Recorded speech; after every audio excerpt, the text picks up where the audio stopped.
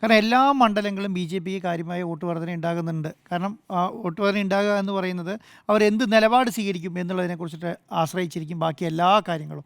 ഏകദേശം കേരളത്തിലെ 30 മണ്ഡലങ്ങളുണ്ട്. ഈ 30 മണ്ഡലങ്ങളിൽ എങ്ങനെയാണ് ഈ ബി ജെ പി സ്വാധീനം ചെലുത്തുക എന്നുള്ളത് പോലെ ഇരിക്കും രണ്ട് മുന്നണിയിലെ അവസ്ഥ എന്ന് പറയുന്നത്. കാരണം ഇപ്പോൾ നമ്മൾ തിരുവനന്തപുരത്ത് കോർപ്പറേഷൻ ഇലക്ഷന് കണ്ട ഒരു പ്രശ്നമുണ്ട്. എന്താ പറയുക, കോൺഗ്രസും സി പി എം അല്ലെങ്കിൽ ഇടതുപക്ഷവും വലിയ രീതിയിൽ ഇൻഡിപെൻഡൻ്റായി ശക്ത രീതിയിൽ മത്സരിച്ച് കഴിഞ്ഞാൽ അവിടെ കയറി വരാൻ പോകുന്നത് ബി ജെ പി ആയിരിക്കും.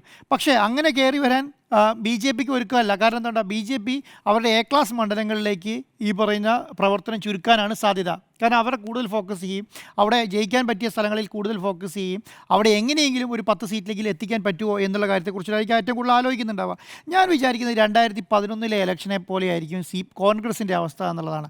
2011 കോൺഗ്രസിൻ്റെ അവസ്ഥയ്ക്ക് എന്താ കാരണം, ഇന്ത്യൻ നാഷണൽ കോൺഗ്രസ് 38 സീറ്റാണ് 2011 കിട്ടിയത്. അതുപോലെ തന്നെ മുസ്ലിം ലീഗിന് 20 സീറ്റും 25 സീറ്റിൽ മത്സരിച്ചു, 20 സീറ്റ് മുസ്ലിം ലീഗിന് കിട്ടി. അതുപോലെ തന്നെ നാഷണൽ 20 സീറ്റ് മുസ്ലിം ലീഗിന് കിട്ടുക എന്ന് പറയുമ്പോൾ മലപ്പുറം ഏകദേശം അവരെ കിട്ടി കേട്ടോ. അതുപോലെ തന്നെ ബാക്കി മലപ്പുറത്തിന് പുറത്തുള്ള മണ്ഡലങ്ങളിലാണ് അവർ കാര്യമായിട്ട് അവർ തോറ്റുപോയത്. അപ്പോൾ 2011 എങ്ങനെയാണ് കിട്ടുക, അതിൽ 38 സീറ്റ് കോൺഗ്രസിന് കിട്ടി.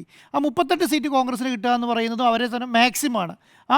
അതേ ഒരു ലെവൽ തന്നെയാണ് ഇപ്പോഴും നിൽക്കുന്നത് എന്നുള്ളതാണ് ഞാൻ മനസ്സിലാക്കുന്നത്.